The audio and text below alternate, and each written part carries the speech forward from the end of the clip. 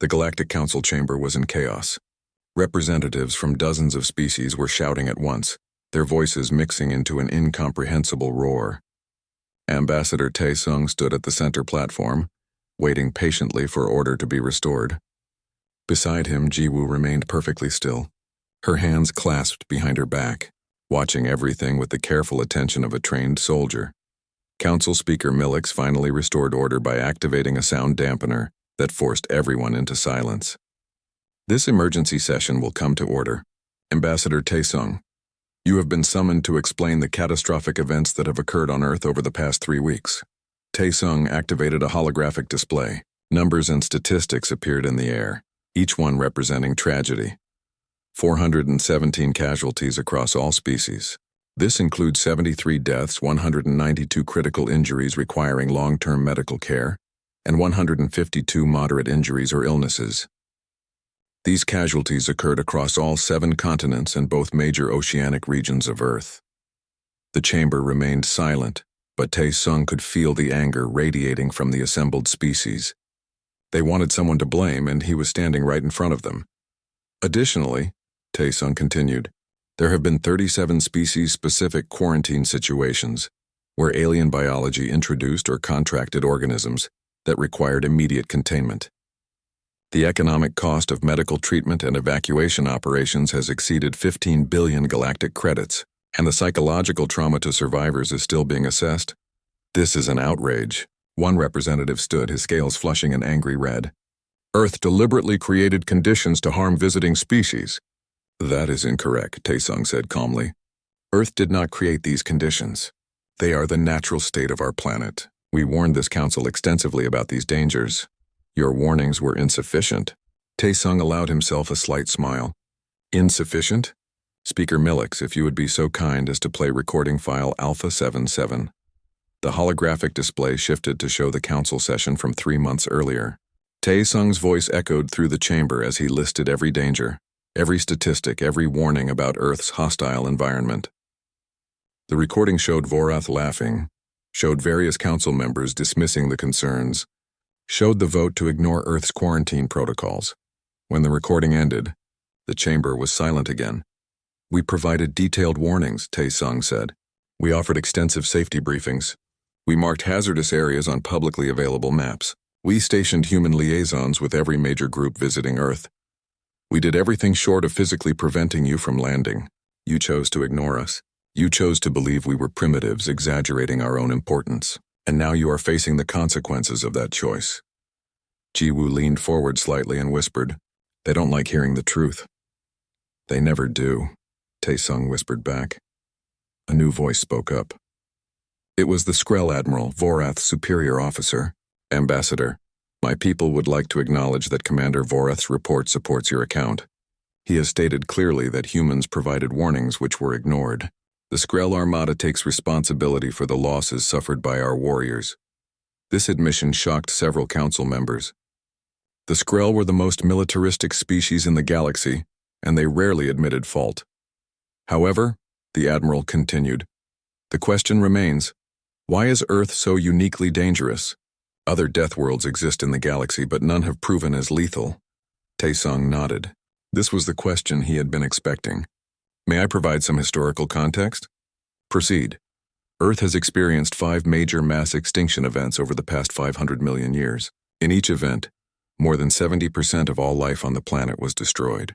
The creatures that survived did so by becoming more efficient at survival, which means more efficient at killing.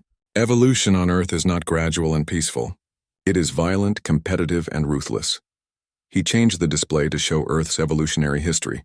Images of ancient predators appeared, each one more terrifying than the last. Humans are not the apex predator on Earth. We are simply one of many apex predators. We share our planet with creatures that can kill us in seconds. The only reason humans survived is because we developed intelligence, tools, and social cooperation.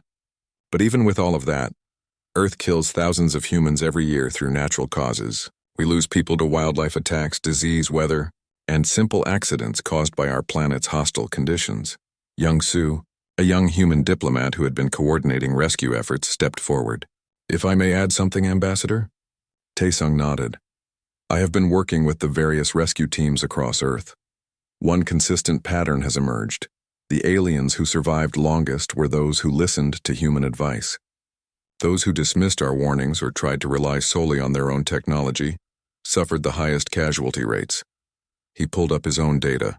For example, a tourist group in New Zealand hired human guides and followed all safety protocols. They experienced 0 casualties despite visiting several high-risk areas. Meanwhile, a research team in the Amazon refused human assistance and lost 60% of their members to insect-borne diseases and wildlife encounters. One council member spoke up. "Are you suggesting we are incapable of surviving without human help?" "No," Young-Soo said. "I am suggesting that Earth is our home, and we understand it in ways that visitors cannot. Would you expect humans to survive on your homeworld without guidance? Of course not. Each planet has its own unique challenges. Earth's challenges just happen to be more immediately lethal than most." While this discussion continued, Jiwoo was coordinating rescue operations through her communicator. She stepped away from the platform to take a call, then returned to whisper to Tae-sung. "The final evacuations from Australia are complete. Commander Sang-hee reports 43 Skrell survivors extracted. All of them are traumatized but alive. Any human casualties? 3 rangers injured, none seriously. Hyunwoo is being recommended for a commendation for saving Skrell lives during the bushfire." Tae-sung felt a small sense of relief. Despite everything, humans had tried to minimize casualties. They had not wanted this outcome. The council speaker addressed the chamber again. "The question before this council is simple. What do we do about Earth? Some members are calling for sanctions against humanity for these deaths." "Sanctions?" Tae-sung's voice was sharp. "For what? For being honest about our planet's dangers? For trying to prevent exactly what happened? Earth did not invite unrestricted access. This council voted to override our safety protocols. You cannot punish us for the consequences of your own decisions." Another representative stood. "Perhaps Earth should be quarantined completely. Closed to all galactic contact. That would be punishment for humanity," Young-Soo argued. "We have done nothing wrong. We have been nothing but cooperative with the galactic community. We opened our planet despite our concerns because you demanded it. We provided warnings, guides, and medical support. We have spent billions of credits rescuing aliens from situations we explicitly warned about. And now you want to isolate us for trying to help?" The debate raged for hours. Various species proposed different solutions, each one revealing their own biases and fears. Some wanted Earth closed entirely. Others suggested heavy restrictions. A few even proposed that humans should be required to terraform Earth to make it safer for visiting species. That last suggestion made Tae-sung laugh out loud. Terraform Earth? That would take centuries and require completely destroying our planet's ecosystem. Earth is our home. We will not destroy it to make visitors feel more comfortable. Finally, Commander Vorath himself appeared via holographic projection. He looked different from the arrogant warrior who had laughed at human warnings 3 weeks ago. His scales were dull, his posture defeated, and there was a haunted look in his eyes. "Honored Council," Vorath said, "I wish to make a statement." The chamber fell silent. "I led the mission to Earth with complete confidence in Skrell's superiority. I dismissed human warnings as primitive fear. I believed our technology and training would overcome any challenge Earth could present. I was wrong. I was catastrophically wrong." He paused, and when he spoke again, his voice was raw. "Earth did not defeat us through military might. It defeated us through simple existence. The humans tried to help us. Their ranger Hyunwoo saved my life during the bushfire. He risked himself to lead my warriors to safety even though I had insulted him and his species repeatedly." Vorath looked directly at Tae-sung. "Ambassador, you warned us. You told us exactly what would happen. Every single casualty we suffered was preventable if we had simply listened to you. The fault for Skrell deaths lies with me and my arrogance, not with Earth or humanity." This statement carried weight. Vorath was a respected military commander, and his admission of fault changed the entire tone of the debate. Millix clicked her mandibles thoughtfully. "The Council must vote on new protocols for Earth. Ambassador Tae-sung, what does humanity propose?" Tae-sung had been preparing for this question. "We propose the following. First, all previous quarantine protocols are reinstated." 2 weeks had passed since the Skrell Armada landed in Australia. Commander Vorath sat in his command tent reviewing reports, and each one made his stomach turn. Of the original 200 warriors, only 87 remained combat ready. The rest were either dead, evacuated or too injured to continue. The list of casualties read like a nightmare. 3 warriors killed by a pack of wild dingoes during a night patrol. 5 more dead from dehydration when they ventured too far from camp without enough water. 2 killed by brown snakes, which one warrior had described as ribbons of death in his final report before dying. 4 lost to spider bites. 6 more to various infections that Earth medicine could treat easily, but Skrell immune systems could not handle. And those were just the deaths. The injuries were worse. Broken bones from falls in Earth's heavy gravity. Heat stroke. Poisonous plant exposure. One warrior had somehow managed to touch a stinging tree and was still screaming 12 hours later despite heavy sedation. Commander, his second officer entered the tent. We have another problem. The supply shipment from orbit included contaminated water. 6 more warriors are sick. Vorath closed his eyes. How contaminated? Earth bacteria. Apparently, our sterilization protocols are not sufficient for this planet's microorganisms. Of course they're not, Vorath said bitterly. Nothing we brought is sufficient for this cursed world. Outside, he could hear Hyunwoo talking to a group of warriors, explaining which plants were safe to touch. The human ranger had been trying to help, but Vorath's pride had made him resist that help at every turn. Now his warriors were paying the price. Far from the Australian outback, another disaster was unfolding. The luxury cruise ship Celestial Dreams floated off the coast of Queensland, carrying 200 wealthy aliens who had paid enormous sums to experience Earth's legendary oceans. The ship's captain, a human woman named Da-un, stood on the bridge watching emergency lights flash across her control panels. How many casualties? She asked her first officer. 17 in sickbay, 20 more showing symptoms, and we just fished another one out of the water. Da-un rushed to the main deck where medical staff were working on a small alien with blue skin. The creature was covered in red welts and struggling to breathe. Blue-ringed octopus, the ship's medic, Jamin, said without looking up. Patient thought it was pretty, tried to pick it up. One of the most venomous creatures in Earth's oceans. We've administered anti-venom, but the prognosis is not good. Will they survive? Jamin looked up, his face grim. Probably not. Their biology is too different. The venom is shutting down their nervous system, and we don't have the right medicine for their species. Da-un watched the alien passenger die 3 minutes later. She had been a cruise ship captain for 5 years and had never lost a passenger. Now she had 17 in critical condition and 1 dead, and they were only 2 days into a week-long voyage. Captain, another crew member approached. We have more problems. Several passengers are complaining that they can't breathe properly. The oxygen levels are making them dizzy. We're at standard atmospheric composition, Da-un said, which is 21% oxygen. Most species in the galaxy evolved with 16 to 18%. They're essentially overdosing on oxygen. Da-un grabbed the intercom. All passengers, please report to your cabins. We are implementing emergency atmosphere controls. But the problems kept coming. 2 passengers had broken bones from falls. Earth's gravity was too strong for their fragile skeletal structures. Another 3 were burned from too much sun exposure because their species had evolved under a dimmer star. 1 passenger from a water world had gone swimming and nearly drowned because Earth's ocean salt content was different from their home world. Jamin worked frantically in the medical bay, treating one emergency after another. Captain, I need to be honest with you. I'm a human medic trained in human medicine. I have basic xenobiology knowledge, but these species have completely different biologies. I'm doing my best, but I'm not equipped for this. Do what you can, Da-un said. I'm calling for an emergency rescue. She contacted the nearest human rescue ship and explained the situation. The response came quickly. They were 2 hours away and would arrive as fast as possible. 2 hours that might mean more deaths. Back in the Australian outback, Vorath's remaining warriors faced their greatest challenge yet. The horizon glowed orange and the smell of smoke filled the air. A bushfire was sweeping across the landscape, driven by hot winds and years of dry vegetation. We need to evacuate, Hyunwoo said urgently, pulling up maps on his tablet. This fire is moving fast and it's heading straight for your camp. Our shields will protect us, Vorath said. But his voice lacked conviction. Your shields are designed to stop energy weapons and projectiles. They're not designed to stop prolonged heat exposure. Commander, a bushfire can reach temperatures of over 1,000 degrees. It will cook you alive inside your armor. As if to prove his point, the fire roared over a nearby hill. Flames reached 30 meters into the air, consuming everything in their path. Trees exploded from the heat. The air itself seemed to burn. "Evacuate," Vorath finally ordered. "All warriors to the transport vehicles." But Earth was not done with them yet.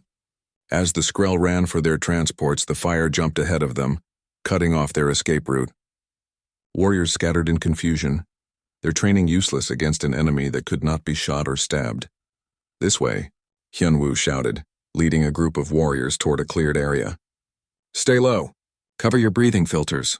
Vorath followed the human ranger, his pride completely shattered. Around him, warriors were panicking. 2 collapsed from heat exhaustion. Another 3 were cut off by the flames, and their screams echoed across the outback. Hyunwoo led them to a rocky outcrop where the fire had less fuel. "Stay here. The fire will pass around us." "We left warriors behind." Vorath shouted over the roar of the flames. "I know," Hyunwoo said, and there was genuine pain in his voice. "But if we go back now, we all die." "I'm sorry." They huddled in the rocky shelter as the fire swept past. The heat was unbearable, even with their armor's cooling systems at maximum. Vorath watched his warriors suffer, watched them struggle to breathe, watched his proud armada reduced to terrified survivors hiding from a force of nature. When the fire finally passed, they emerged to find their camp completely destroyed. The shields had failed exactly as Hyunwoo predicted. Equipment was melted slag.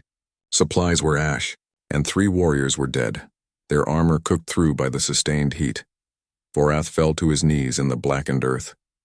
"How?" he whispered. "How do you live here?"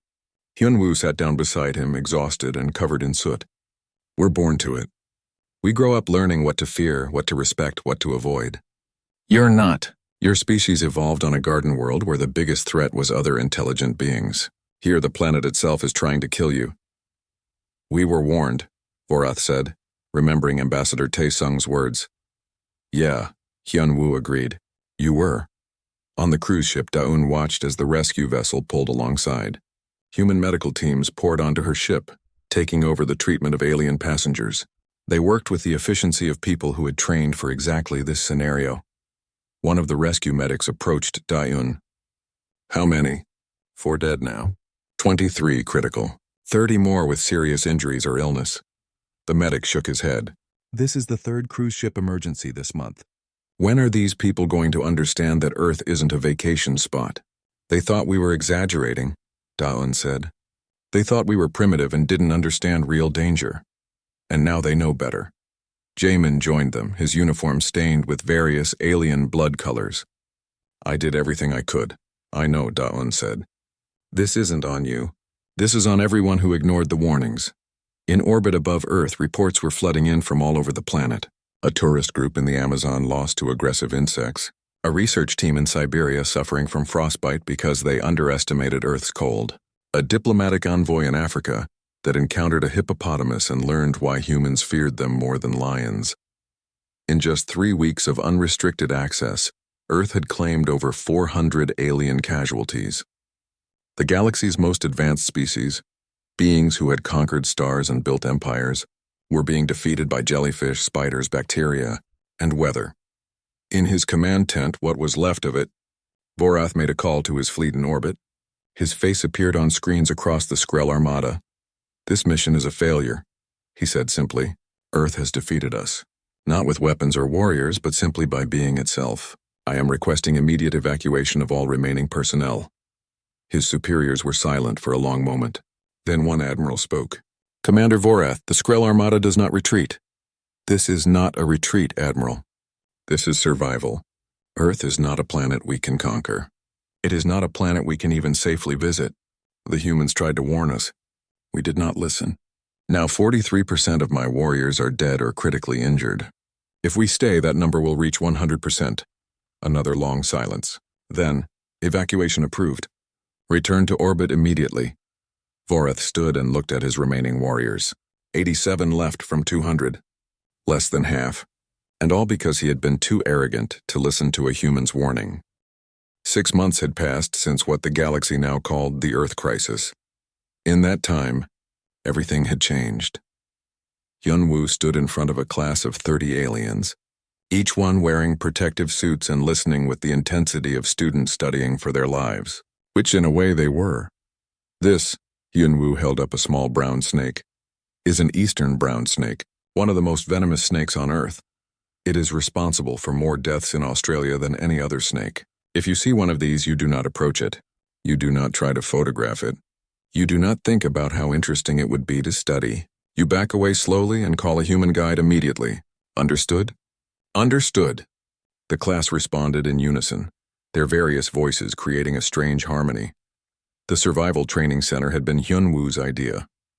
After the crisis, the galactic community realized they needed to learn from humans how to survive on Earth. Hyunwoo had been offered funding to create a comprehensive training facility, and he had built it near his old ranger station in Australia. Yoonji walked between the students, monitoring their responses. Her research paper, Comparative Lethality, Why Earth Dominates the Danger Index, had become required reading for any xenobiologist in the galaxy. She had become famous overnight, and universities across the stars wanted her to lecture. The key to surviving Earth, she told the class, is understanding that you are not at the top of the food chain here. On your homeworlds, you may be apex predators or dominant species. Here you are prey. Accept that reality and you might survive. One student, a tall insectoid being, raised a limb. Teacher Unji, why do humans not fear their own planet? Oh, we do, Yoonji said with a slight smile. Every human who grows up here learns healthy fear. We teach our children which plants not to touch, which animals to avoid, where not to swim. Fear keeps us alive. The difference is that we grew up with this fear. It is normal to us. To you, it is alien and therefore more terrifying. After class, Hyunwoo and Yoonji sat outside the training center, watching the sunset paint the outback in shades of orange and red. In the distance, they could see the memorial that had been built for the aliens who died during the crisis. 73 names carved in stone from 12 different species. Do you think they understand now? Yoonji asked. Some do, Hyunwoo said. The ones who come here to learn, who listen to warnings, who respect the environment. But there will always be others who think they know better. Like the group that tried to climb Mount Everest last month without proper preparation, Hyunwoo grimaced. 5 casualties, all preventable. We told them they needed months of acclimatization and proper equipment. They said their technology would compensate. Their technology froze solid at 8,000 meters. Exactly. Meanwhile, in orbit around Earth, Jiwoo was conducting a very different kind of training. She stood in the combat simulation chamber of a Galactic Defense Force ship, watching as elite soldiers from 6 different species attempted to complete a survival scenario. Pathetic, she said bluntly, as the simulation ended with all the soldiers dead. You survived exactly 4 minutes before the environment killed you. Reset the simulation. The soldiers, who were considered the best in the galaxy, looked at her with frustration and exhaustion.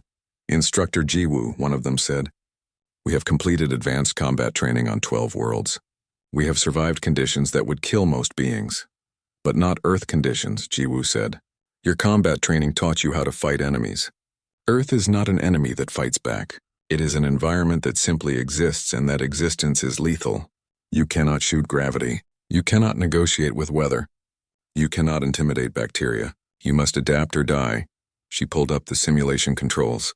We are going to run this again, and again, and again until you understand that survival on a death world requires different thinking than survival in combat. Now, who can tell me the 3 most important rules for Earth survival? A young soldier raised his hand tentatively. Stay hydrated? Correct. What else? Respect local wildlife? Good. And the 3rd? Silence. Listen to humans, Jiwoo said. Listen to the humans who live there, who grew up there, who understand the environment in ways you never will. Pride kills more visitors to Earth than any predator. Remember that. The training continued. Jiwoo had become one of the most sought-after instructors in the galaxy. Military forces, security companies, and exploration teams all wanted to learn from the human who had coordinated rescue operations during the crisis. She charged premium rates and donated most of the money to building better emergency response capabilities on Earth. In a university auditorium on a distant world, Hunji's research was being presented to thousands of xenobiology students. Her colleague, another human scientist, was explaining Earth's unique evolutionary pressures. Earth has been described as a crucible of evolution, the scientist said. Every species that survives there is, by definition, a survivor of countless extinction events. Humans are no exception. We are not stronger than most galactic species. We are not faster. We do not have natural weapons or armor. What we have is adaptability, endurance, and the ability to work together. These traits allowed us to survive when stronger, faster, better-armed species went extinct. A student asked, "Does this make humans superior?" "No," the scientist answered. "It makes us specialized. We are specialized for survival on Earth. Other species are specialized for their own worlds. The mistake made during the crisis was assuming that advancement in technology equals advancement in adaptability. The Skrull had better weapons, better armor, better ships, but they did not have the biological adaptations necessary to survive Earth's environment." Back on Earth, in a quiet office in Geneva, Ambassador Tae-sung reviewed the latest statistics. Earth's economy had boomed in unexpected ways. Human guides, trainers, security personnel, and survival experts were now the most expensive hires in the galaxy. Human medical knowledge of treating alien casualties had become invaluable. Human-designed protective equipment for Death World exploration was selling faster than it could be manufactured. Young-soo entered the office with more reports. "Another species has requested embassy status on Earth. They want to establish permanent presence to facilitate trade and cultural exchange." "Which species?" "The Kelvin Confederacy. They are a hardy species from a high-gravity world. Initial assessments suggest they can handle Earth's conditions better than most. Approve their request but require the standard safety protocols. Embassy location will be restricted to approved zones. Already done. Also, Commander Vorath has sent another message." Tae-sung looked up with interest. "What does he say?" Young-soo smiled. "He wants to come back to Earth. Says he needs to make peace with the planet that defeated him. That is unexpected. He wants to visit the memorial, to honor his warriors who died, and he wants to personally thank Hyunwoo for saving his life." Tae-sung considered this. Vorath had become an advocate for respecting Earth's dangers. He gave interviews, wrote reports, and trained Skrull warriors on the importance of humility when facing nature. His transformation from arrogant commander to humble survivor had influenced many in the galactic community. Approve his visit. Make sure he has proper guides and follows all protocols. He has already requested Hyunwoo specifically as his guide. Of course he has. 3 weeks later, Vorath stood at the memorial in the Australian outback. He was smaller somehow, as if Earth had compressed not just his pride but his physical presence. Beside him, Hyunwoo waited patiently. "I lost 43% of my warriors here," Vorath said quietly. "The finest soldiers the Skrull Armada could produce, defeated by snakes and spiders and weather. They were brave," Hyunwoo offered. "They just didn't understand what they were facing. Because I did not listen to you. I did not listen to Ambassador Tae-sung. I thought humans were primitives who did not understand real danger." Vorath turned to look at the human. "I was the primitive. I could not conceive of a danger I could not fight or shoot or overcome with technology. You know better." "No, yes, and the cost of that knowledge was paid in Skrull lives." They stood in silence for a while, watching the sun set over the outback. The same outback that had killed so many aliens. The same land that humans had learned to survive through generations of adaptation and respect. "Your people are remarkable," Vorath said finally. "Not because you are strong or aggressive, but because you survived this place. Every human is a testament to billions of years of evolution on a world that tried very hard to kill you. We survived because we learned to respect it," Hyunwoo said. "Earth is not our enemy. It is our home. It made us what we are." In Geneva, Tae-sung received a request from a new species wanting to visit Earth. He read through their inquiry, noted their casualty projections, reviewed their safety protocols, and began composing his response. "We welcome your visit to Earth," he typed. "However, please be aware that Earth is classified as a Class 7 death world with extreme environmental hazards. The following safety requirements must be met before approval can be granted." Jiwoo entered his office and watched him work. "Another one? Another one. Will they listen?" Tae-sung saved his document and looked at his security chief. "Some will, some won't, and we will keep warning them either way." The Skrull dropships landed in the red dirt of the Australian outback with a thunderous roar. Dust billowed into the air as 200 warriors emerged, their black armor gleaming in the harsh sunlight. Commander Vorath was the first to step onto Earth's soil, and he took a deep breath of the alien air. Then he started coughing. Sir? One of his lieutenants approached, concerned. Vorath waved him off, still coughing. The air burned in his lungs. It felt thick, heavy, like trying to breathe soup. He activated his armor's environmental filters and the burning sensation eased. Around him, other warriors were doing the same, their faceplates sliding shut with mechanical clicks. The atmosphere is breathable but uncomfortable, Vorath announced to his troops. Keep your filters active until you acclimate. Near the landing zone, a single vehicle sat waiting. As Vorath approached, 2 humans stepped out. One was a tall man wearing a park ranger uniform and a wide-brimmed hat. The other was a woman with scientific equipment hanging from her belt. Commander Vorath. The man extended his hand. I'm Hyunwoo, park ranger for this region. This is Yoonji, wildlife biologist. We've been assigned as your liaisons. Vorath looked at the offered hand for a moment before taking it. The human's grip was surprisingly strong. We do not need babysitters, Ranger. Not babysitters, Hyunwoo said with a slight smile. Think of us as guides. Australia can be tricky if you don't know what you're doing. We are Skrell warriors, Vorath said coldly. We have fought on 50 worlds. We do not need help from primitives. Yoonji pulled out a tablet and started typing notes. For the record, they were warned. Logging that now. Vorath ignored her and turned to his troops. Establish base camp. Set up the defensive perimeter. I want this operation running smoothly within the hour. The Skrell moved with military efficiency, their training evident in every action. Energy shields flickered to life around the perimeter.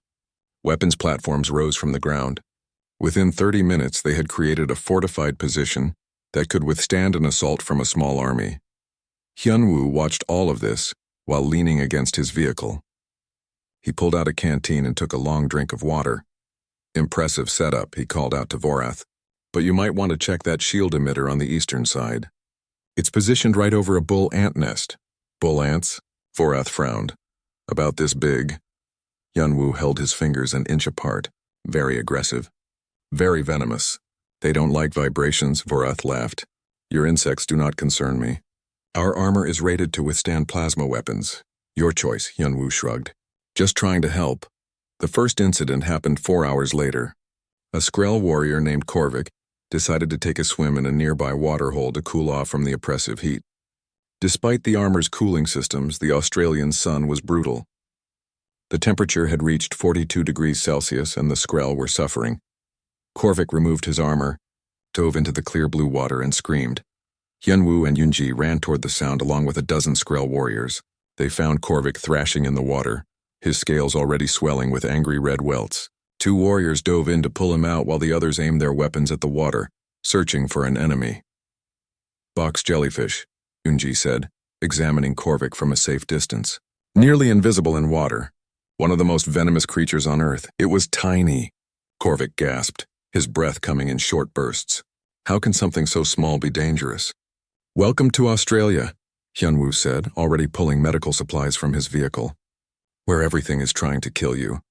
Vorath watched as the human ranger administered anti-venom to his warrior. The injection seemed to help, but Korvik would need days to recover. The commander's mandibles clicked together in frustration. 1 casualty, he said, from a jellyfish. 1 preventable casualty, Yoonji corrected, still typing on her tablet. We marked all water sources as hazardous on the safety map we provided. We are warriors, not children, Vorath snapped. We do not need maps to tell us where we can swim. Apparently you do, Hyunwoo muttered. That evening, 3 Skrell warriors went hunting. They had spotted what looked like a large lizard sunning itself on a riverbank. The creature was approximately 4 meters long with a powerful tail and thick scales. To the Skrell, it looked like easy prey. They approached silently, weapons ready, using tactics that had worked on 100 different worlds. The creature didn't move, didn't even seem to notice them. 1 warrior crept forward, preparing to make the kill. The saltwater crocodile moved faster than something that large had any right to move. Its jaws snapped shut around the warrior's torso with enough force to crush armor plating. The other 2 warriors opened fire. But the crocodile was already dragging their companion into the water, the Skrells. Screams lasted exactly 4 seconds. The second warrior tried to pull his companion back, but the crocodile performed a death roll, spinning its massive body in the water. Bones snapped. Armor tore. The water turned dark with blood. The third warrior ran. By the time Vorath and a rescue team arrived, it was too late. They found one warrior dead on the riverbank, his armor crushed. Another was missing entirely, dragged to the bottom of the river. The third warrior sat on the ground, shaking, his scales pale with shock. It was just lying there, the survivor kept repeating. It was just lying there. Hyunwoo arrived in his vehicle, assessed the situation, and sighed. Saltwater crocodile, apex predator, can remain perfectly still for hours waiting for prey. Bite force of over 3,000 pounds per square inch. They've been around for millions of years because they're very, very good at killing things. Your planet is insane, the shocked warrior whispered. Yeah, Hyunwoo agreed. It kind of is. That night, Vorath stood in his command tent staring at casualty reports. 3 warriors lost in one day. 1 to a jellyfish the size of his fist. 2 to a reptile that looked slow and lazy. His troops were the best the Skrell Armada had to offer, and they were being defeated by animals. Commander, one of his officers approached. We have more problems. 6 warriors are reporting infections from thorn scratches. The medical officer says the bacteria here is extremely aggressive. Their immune systems are struggling to fight it off. How bad? 2 might not make it through the night without proper treatment. Vorath slammed his fist on the table. We have medical technology that can cure almost anything. Almost, the officer emphasized. Earth's bacteria is different. It's evolved to be resistant, adaptive. Our medicine is struggling to keep up. Outside the tent, someone screamed. Vorath grabbed his weapon and rushed out to find warriors scrambling away from the eastern perimeter. The shield emitter was covered in small red insects, thousands of them pouring out of the ground. 3 warriors were on the ground, their armor breached at the joints where the tiny creatures had found entry points. Bull ants, Hyunwoo's voice came from behind him. The ranger had appeared at the edge of camp. Told you about those. They can bite and sting at the same time. Very painful. Very persistent. Vorath wanted to shoot something. He wanted to fight an enemy he could see and understand. But how did you fight a planet? How do you live here? He asked Hyunwoo, genuine confusion in his voice. The human shrugged. You learn what to avoid. You respect the environment. You understand that you're not the apex predator here. Nobody is. Australia especially is just a big collection of things that want to kill you, and you learn to live with that.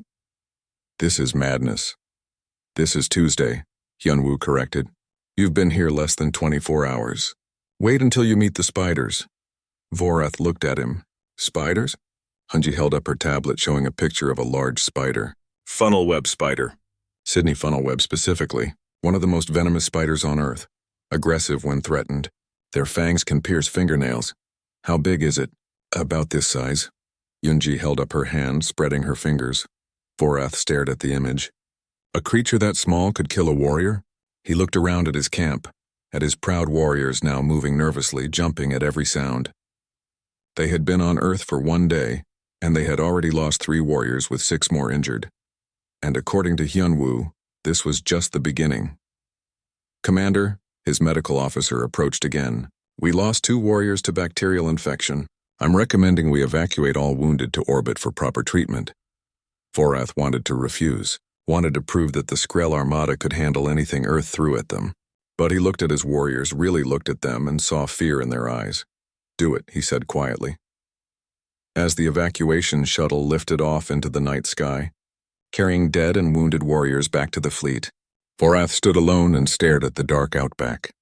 Somewhere in that darkness, thousands of creatures waited. Creatures that had spent millions of years learning how to kill. And the Skrell had only been here 1 day. 3 weeks remained on their scheduled mission. Vorath had a terrible feeling it was going to be a very long 3 weeks. The council chamber stretched wide and tall, filled with beings from across the galaxy. Taesung stood at the center platform, his hands clasped behind his back. Around him, 12 species sat in their designated sections, each one more alien than the last. Some had scales, others had feathers, and a few looked like they were made of living crystal. But all of them were staring at him with the same expression. Amusement. Taesung had seen that look before. It was the look that said humans were still new, still primitive, still learning how the galaxy really worked.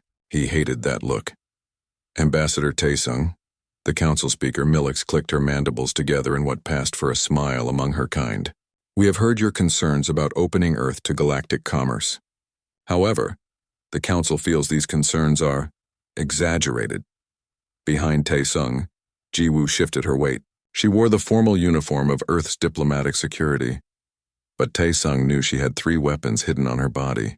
Old habits from her military days never died. She leaned forward slightly and whispered, "They're not listening."